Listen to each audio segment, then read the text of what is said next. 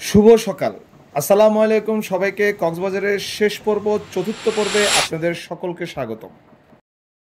যাচ্ছি buffet breakfast উপভোগ করার জন্য জলতরঙ্গের লেভেল 3-তে অবস্থিত রেস্টুরেন্টটিতে, এবং কি খাচ্ছি তা আপনাদের সাথে শেয়ার করব। পুরো ভিডিওর সাথে থাকবেন। এবারে কক্সবাজারের ধারাবাহিক পর্ব আপনাদের কাছে কেমন লাগলো কমেন্টসে অবশ্যই জানাবেন, এবং কী ধরনের ভিডিও চাচ্ছেন তাও আশা করি জানাবেন। আপনাদের কারণে ভিডিওগুলো মেক করি। আপনাদের লাইক, কমেন্টস, ফলো আমাকে সামনের ভিডিও বানাতে উৎসাহ প্রদান করবে। জলতরঙ্গের বুফে ব্রেকফাস্টের যে রেস্টুরেন্টের প্লেসটা, এটা ছিল খুবই হ্যাপেনিং, এবং লাইটিং সজ্জা দিয়ে এত সুন্দর লাগতেছিল। এই পরিবেশটা আপনারা না আসলে আপনাদেরকে বোঝানো সম্ভব হবে না। রেস্টুরেন্টে ঢুকেই দেখি বুফে ব্রেকফাস্ট উপভোগ করার জন্য সর্বপ্রথম হাজির হলো বাপ্পি ভাই এবং পলাশ ভাই, এবং যে প্লেসটাতে বসে তারা ব্রেকফাস্টই করছে তার সামনের জায়গাটা ছিল জাস্ট অসাধারণ। হোটেল থেকে এত সুন্দর ভিউ দেখে হোটেলের সকল কমপ্লেন কেন যেন শিথিল হয়ে গেল। চলুন বুফে ব্রেকফাস্টে কি কি দিয়েছে তা আপনাদেরকে একটু দেখিয়ে আনি।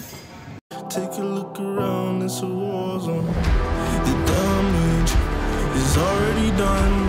Take a look around, it's a war zone. The damage is already done.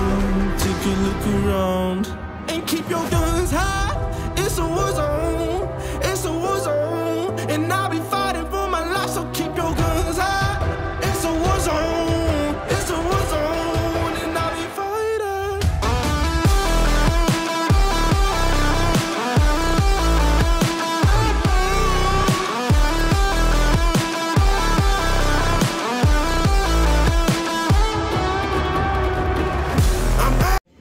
অনেকগুলো খাবার দাবার নিয়ে বিশাল ব্রেকফাস্টের আয়োজন। আসলে ব্রেকফাস্টে এতগুলো খাবার খাওয়া যায় না, কিন্তু চোখে দেখার যে শান্তি, এই শান্তিটা এসেই আপনাকে উপভোগ করতে হবে। কোন খাবারটা বেশি মজা তার থেকেও বলা প্রয়োজন, প্রত্যেকটা খাবারই খুব মানসম্মত এবং ফ্রেশ ছিল, সুস্বাদু ছিল। আমাদের খাবার দাবারের মাঝামাঝি পর্যায়ে এসে হাজির হলো সাইফুল, রুবেল, বাবু এবং ফজলু। খাবার দাবারের দ্বিতীয় পর্যায়ে কিছু ডেজার্ট আইটেম, জুস এবং পাউরুটি বাটার নিয়ে বসলাম। প্রত্যেকটা খাবার ছিল জাস্ট অসাধারণ, আর এমন একটা পরিবেশে খাবার দাবার সব কিছু মিলে আজকের ব্রেকফাস্টের সময়টা মনে থাকবে অনেক দিন।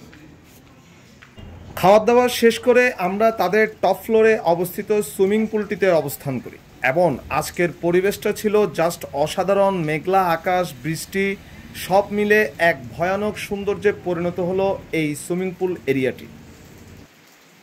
শীত, গ্রীষ্ম, বর্ষা যখনই কক্সবাজারে আসবেন, কক্সবাজারের নতুন নতুন সৌন্দর্য আপনারা উপভোগ করতে পারবেন।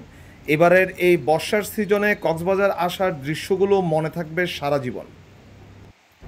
আর আমি পার্সোনালি বলবো, বর্ষাকালে কক্সবাজারের আসার চেষ্টা করবেন। কক্সবাজারের অপরূপ সৌন্দর্য এই বর্ষাকালে উপভোগ করতে পারবেন। সুইমিং পুল এরিয়াটি খুব বেশি বড় নয়, কিন্তু ইনফিনিটি যে ভিউটা পাওয়া যাচ্ছে তার সৌন্দর্য একমাত্র আপনারা আসলে বুঝতে পারবেন। ভিডিওতে এটার সৌন্দর্য বোঝানো সম্ভব না,